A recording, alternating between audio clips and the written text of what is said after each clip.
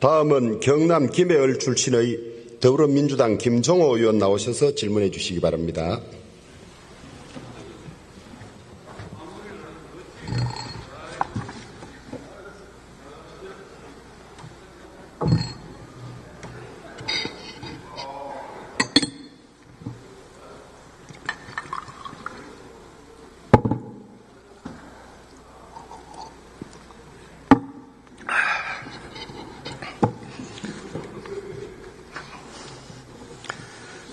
자리가 많이 비었네요.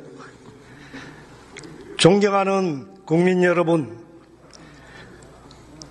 조호영 국회 부의장님, 그리고 얼마 남지 않은 선배 동료 의원 여러분, 가락구 광도 경남 김해시의 김종호 의원입니다. 국민의 삶이 뿌리채 흔들리고 있습니다. 올해 한국의 경제 성장률 전망치 0%대 충격입니다. 정치란 결국 먹고 사는 문제일 것인데 제발 좀 살게 해달라고 말하는 많은 국민들의 아우성을 되새기면서 무겁게 이 자리에 섰습니다. 미국이 무역 적자를 줄이고 자국의 제조산업 부흥과 일자리 창출을 위해 보호 무역주의를 강화하고 있습니다. 무역 흑자국에게 보복 관세를 무차별 터뜨리고 있습니다. 국내 첨단 산업 대기업들은 관세 정벽을 회피하기 위해 미국 투자를 확대하니 국내 산업 생태계가 망가지고 공동화되고 있습니다. 중소기업들의 일감이 줄고 청년들의 일자리가 없어지고 있습니다. 국민들의 지갑이 얇아지니 소비가 줄고 내수 침체가 심화되어 소상공인 자영업자 무려 120만 명이 줄 폐업했습니다.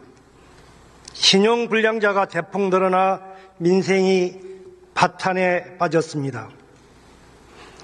무능하고 무책임한 윤석열 정권이 12.3 친위 쿠데타로 정치적 불확실성까지 찬물을 끼얹었습니다.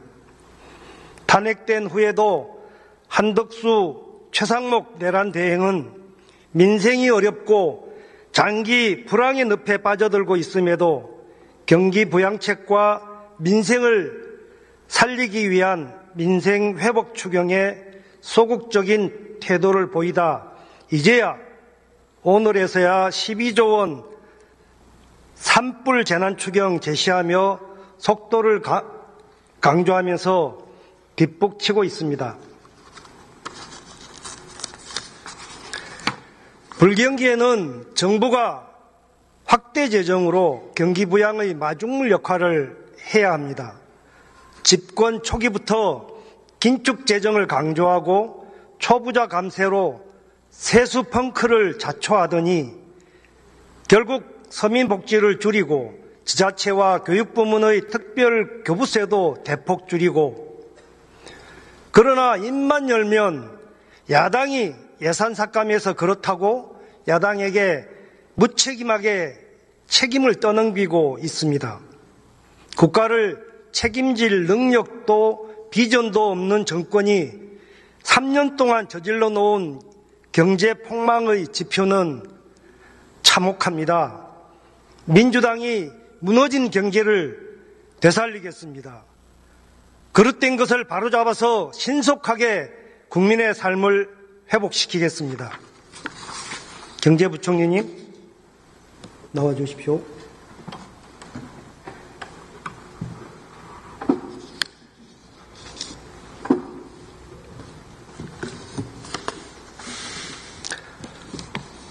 지난 14일 국무회의 참석하셨죠? 14일 국무회의는 참석을 했습니다만. 예. 한덕수 대행이 저에게 부과된 마지막 소명을 다하겠다.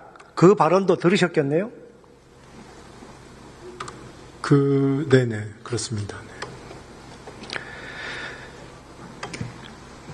한덕수 권한대행은 내란 공범으로 내란 피의자 신분입니다. 심판의 대상인데요.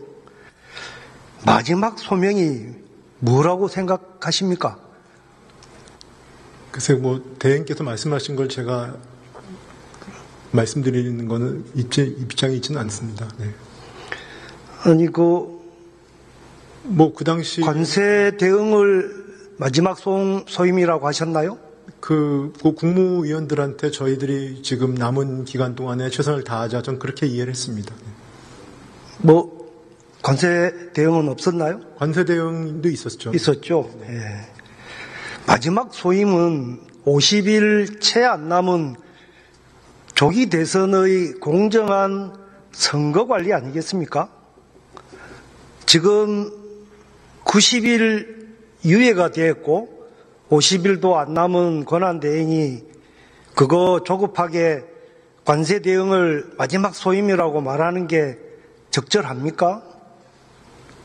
저는 의원님께서 말씀하시는 말씀의 뜻은 알겠습니다만, 지금 아까 90일이라는 게 90일 남았기 때문에 50일은 아무 일도 안 하고 있다가 나중에 3, 40일 동안 할 수 있다, 그런 사항은 아닙니다.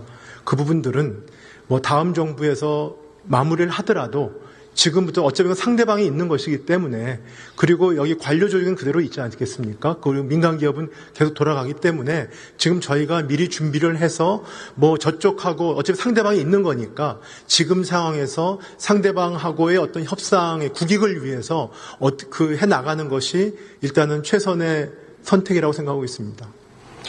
국민들이 우려하고 있는데요. 성급하게 대선에 뭔가 실적 홍보용으로 미국에 퍼주기 하지 않을까 우려하고 있거든요. 한 가지 더 물어보겠습니다. 네. 8일 날 한덕수 총리가 권한대행이 트럼프 대통령하고 통화를 했지 않습니까? 네, 그렇습니다. 혹시 그때 배석하셨나요? 좀 배석을 안 했습니다. 배석은 안 했고. 네. 그때 통화 내용은 들었습니까? 네, 디브리핑 받았습니다. 예. 브리핑 따로 받으셨네요? 네. 혹시 기억하고 있는 특이한 통화 내용이 뭐였습니까? 언론에 나온 부분에 대해서는 제가 그 당시에는 알지 못했습니다. 네. 알래스카 LNG 가스관 합작 투자. 네네. 혹시 이거 부총리께서 검토해 보신 적이 있습니까? 제가 직접 검토해 보진 않았습니다. 검토되어 있는 거를 여러 차례 본 적은 있습니다. 네. 이게 17년도에 가스공사가 이거 관련해서 투자를 해보려고 검토도 하고 MOU까지 체결했어요. 그때 부총리가 박근혜 정부 경제비서관 하지 않으셨나요? 네, 그랬던 걸로 알고 있습니다. 예. 그때 별도 보고 받았습니까? 그 부분은 제 소관은 아니라서요. 소관이 아니었습니까? 네. 이게 적절한 협상 카드, 관세율을 좀 낮출 수 있는 그런 지렛대가 될 수 있을까요? 저는 가능하다고 봅니다. 다만 아까 말씀드린 것처럼 미국 측에서 이제 그 부분을 희망을 하는데 구체적으로 어떤 계획을 갖고 있고 무엇을 희망하는지에 대한 부분에 대해서는 아직 구체적이지 않습니다. 그러니까 예를 들어서 알래스카 주지사나 지방정부에서 여러 가지 이렇게 들고 다니는 부분들에 대한 거는 그건 지방정부의 얘기이고 중앙정부에서 어떤 것을 원하는지에 대한 건 아직 명확치 않기 때문에 저희가 지금 하는 단계는 뭐냐면 LNG라든지 그다음에 조선 그다음에 무역 균형 관련된 부분들에 대해서 책임 있는 미국의 당국자들과 협의를 해서 그분들이 어떤 것에 관심이 있고 또 관심 있는 부분들을 우리랑 어떤 틀에서 협상을 할지에 대한 것을 이제부터 논의를 해야 되는 겁니다. 그래서 지금부터 어차피 양 정상 간의 얘기에 있어서 그 LNG 부분이 나왔기 때문에 저희가 검토는 안 할 수 없는 것이고요. 지금 우리가 섣불리 어떤 부분에 대해서 저희 약속을 한다든지 저희 국익에 위반되는 어떤 거를 저희가 의사결정을 한다 이런 단계는 지금 아닙니다. 그렇겠죠. 네. 이게 미국의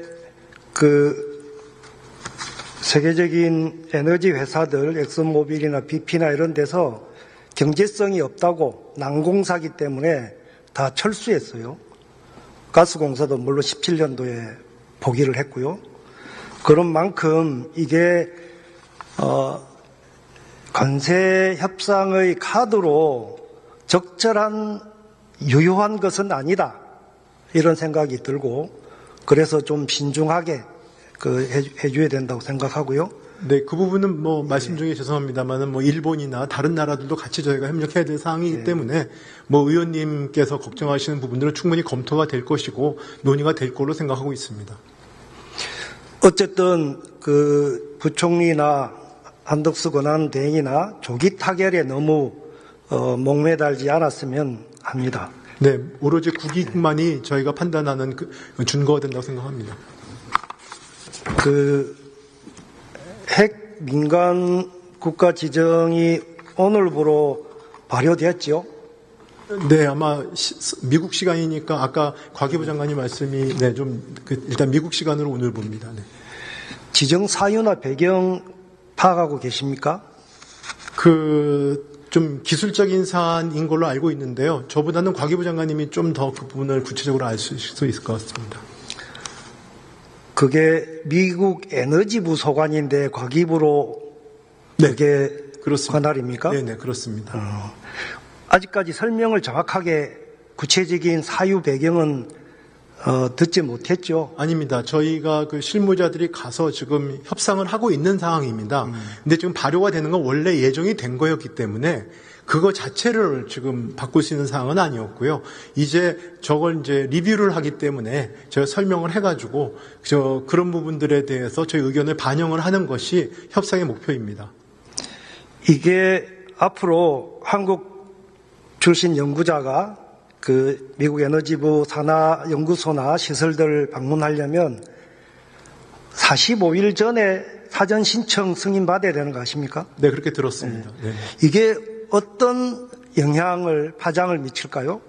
일단 굉장히 우리 연구자들이 연구하는데 좀 불편이 있을 수 있는 것이지만 일단은 미국 측의 설명으로는 우리가 한국과 미국 간의 어떤 과학기술 협력에 있어서 전혀 정상적인 협력에 있어서 문제가 없다고 설명을 하고 있고요. 그래서 그런 부분들에 대해서 같이 지금 논의를 하고 있는 것입니다. 왜냐하면 한국의 어떤 과학기술 협력은 미국 측에서도 필요한 거기 때문에 그런 부분들이 혹시 자칫 규제가 된다든지 과잉스럽게 우리 과학기술자들한테 불이익이 돼서 양국 간에 서로 상호 호혜적인 협력에 문제가 생기면 그 부분에 저희 지적을 해서 미국도 그런 부분에 대해서는 저는 오해가 없다고 알고 있습니다. 그래서 그런 큰 틀에서 논의를 해 나가는 걸로 알고 있습니다.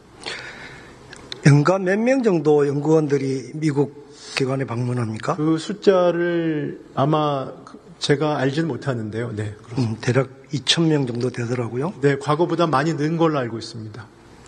만일에 이게 그냥 보안 사고를 일으킨 용역 직원의 개별적인 정보 유출 문제라면 개인을 입건하거나 의법 조치하면 될 일인데 왜 국가 전체를, 한국 정부를 민감 국가로 지정했을까요? 그걸 제가 지금 구체적인 사안은 제가 아는 범위에서 말씀드리면 그게 국가 전체를 그렇게 지정했다고 하는 그렇게 좀 심각하게 말씀을 하시는데 그게 아니고 우리 연구기관이 미국에서 활동하는 부분에 대한 미국의 지침 중에서 가장 낮은 단계에 지정이 낮고 높고의 문제가 아니라 네네. 미국 연구원들이 한국 관련된 기관에 방문을 해도 사전에 다 승인을 받아야 되고 절차를 거쳐야 되는 복잡하고 민감해진 겁니다. 그게 그냥 단순하지 않습니다. 시간이 많지 않네요. 제가 왜 이게 한국 정부를 민감 국가로 지정했을까 여러 가지로 살펴봤더니 첫 번째는 윤석열 정부가 독자적인 핵무장을 하기 위해서 정부기관을 동원해서 사용 후 핵연료 처리, 재처리 기술 같은 것을 빼내려고 했다.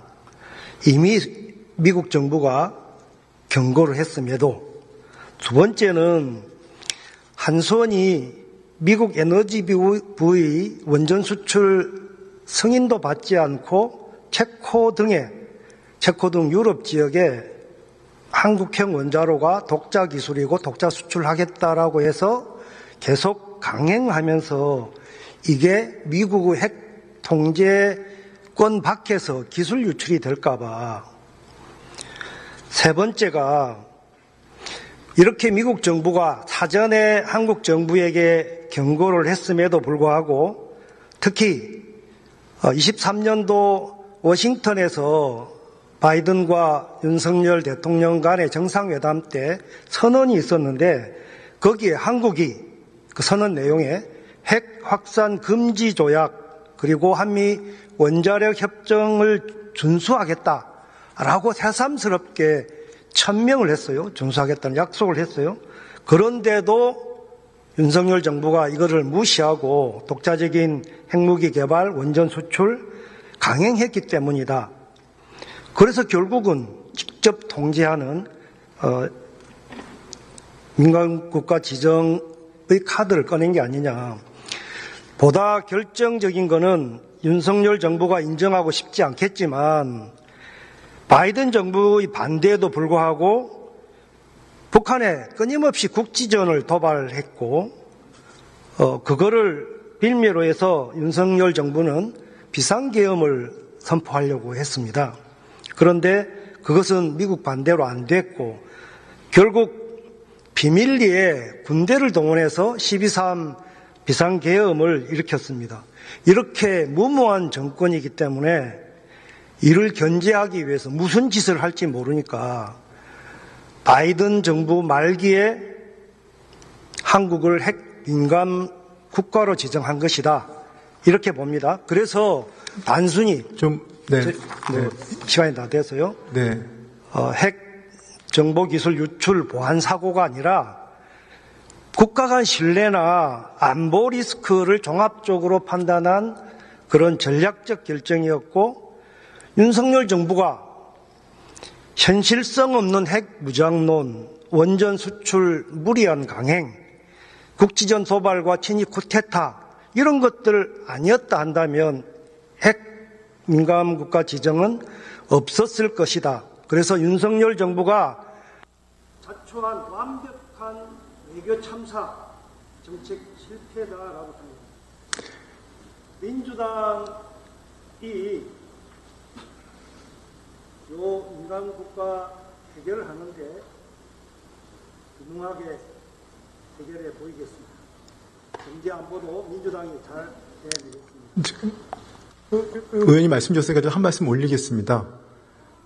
왜 그러냐면 지금 말씀하신 내용은 굉장히 국익에 굉장히 중요한 영향을 미칠 수 있는 말씀이시기 때문에 제가 대행일 때 그 일이 벌어졌기 때문에 내용을 제가 어느 정도는 알고 있습니다만 지금 말씀하신 내용은 제가 아는 범위 내에서는 전부 다 사실 무근입니다. 그렇기 때문에 그러니까 제 드릴 말씀은 그 의원님께서 얼마나 그 강한 증거를 갖고 그 말씀하시는지 모르겠지만 그런 부분들은 지금 이게 다 공개되는 석상에서 나온 얘기이기 때문에 그 부분들에 혹시라도 저희가 필요하면 관계간 설명을 드릴 것이고 그 다음에 말씀하신 부분들에 대해서 그 확실한 증거가 없는 부분에 대해서 그런 말씀을 하시는 건 의원님께 정말 죄송한 말씀인데 이 부분들이 우리 국익을 해할 수 있는 사항이기 때문에 다시 한번 좀 그 부분에 대해서는 한 번 더 짚어봐 주시기 바랍니다. 네.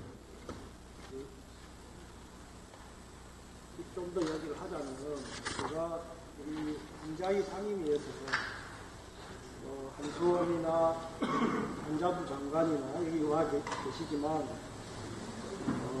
몇 차례 자료 제출이나 적어도 이 사안에 대해서는 비밀 준수의 의무를 이야기하기 전에 국익 차원에서 적어도 국민을 대표하는 국회의원들에게는 해당 상임위에는 정보를 공유해야 됩니다.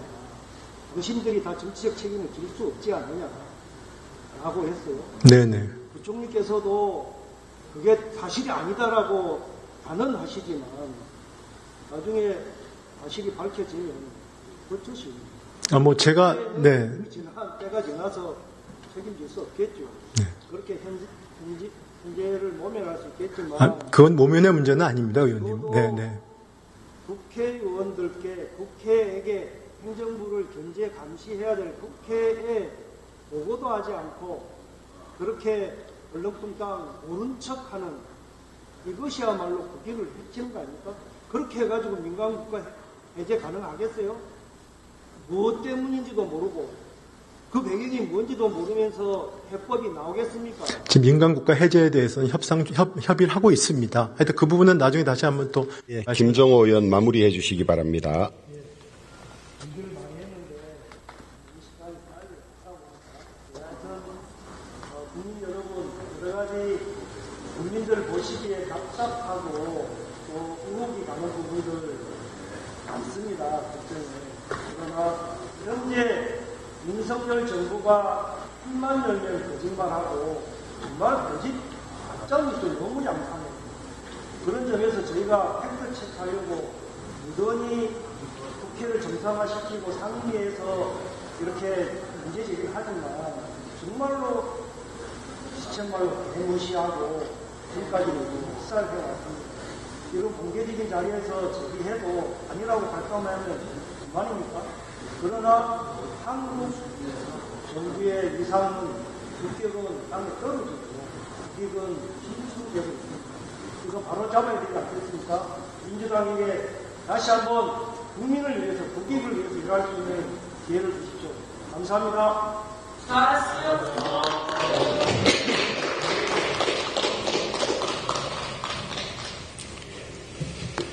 이에 김정호 의원 수고하셨습니다.